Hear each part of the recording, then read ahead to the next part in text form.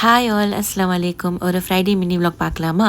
இப்போதான் ஹஜ் பெருநாள் வந்த மாதிரி இருக்கு. அதுக்குள்ளே 1 வீக் ஓடிடுச்சு, அல்ஹம்துலில்லாஹ். ஸோ அன்னைக்கு வந்து மார்க்கெட் போயிருந்தோம். ஏன்னா வந்து நெக்ஸ்ட் டேக்கு கொஞ்சம் லஞ்சுக்குள்ள திங்ஸ் எல்லாமே வாங்குறதுக்கு இருந்துச்சு. ஸோ அதனால தான் போய் வாங்கலான்னு போயிருந்தோம். நெக்ஸ்ட் டே லஞ்ச் என்னன்னா மலேசியன் ஃபேமஸ்ன்னு சொல்லலாம். ஸோ ரெண்டாங்னு சொல்லுவாங்க. ஸோ தெரியாதவங்களுக்கு கூகுள் பண்ணி பாருங்க. ஸோ மலேசியாவில் இருக்கிறவங்களுக்கு கண்டிப்பாக தெரியும்.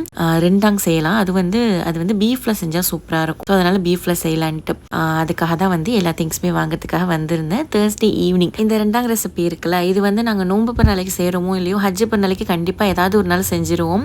ஏன்னா வந்து குர்பானி கொடுத்த பீஃப் இறைச்சி வீட்டுக்கு வரும். ஸோ அப்போ செய்ய ஆரம்பிச்சது தான். அப்படியே ஒரு இயருமே அதை வச்சு செய்ய ஆரம்பிச்சது. ஆனால் இந்த இயர் அந்த மாதிரி எதுவும் வரலை. ஸோ நாங்கள் வீட்டில் வாங்கி பீஃப் வாங்கி செஞ்சுருந்தோம். ஆனால் வந்து மலாய்க்காரங்க அப்படி கிடையாது. அவங்களுக்கு வந்து எந்த பெருநாவாக இருந்தாலும் பிரேக்ஃபாஸ்ட்டுக்கே இவங்களுக்கு வந்து ரெண்டாங்க வச்சுருப்பாங்க. லஞ்ச் எல்லாமே ரெடி பண்ணி வச்சுட்டு தொழுதுட்டு தான் லஞ்ச் சாப்பிட்டு இருந்தோம். அம்மா வந்து தேங்காய் பால் சோறு செஞ்சுட்டாங்க. நான் வந்து ரெண்டாங்க செஞ்சுருந்தேன். அதுக்கூடயே கோழி பொரிச்சிருந்தோம். ஆல்சோ வந்து தெம்பேன்னு சொல்லுவாங்க. ஸோ அதையுமே பொரிச்சிருந்தோம். சிஸ்டர் வந்து சாலட் செஞ்சுருந்தாங்க.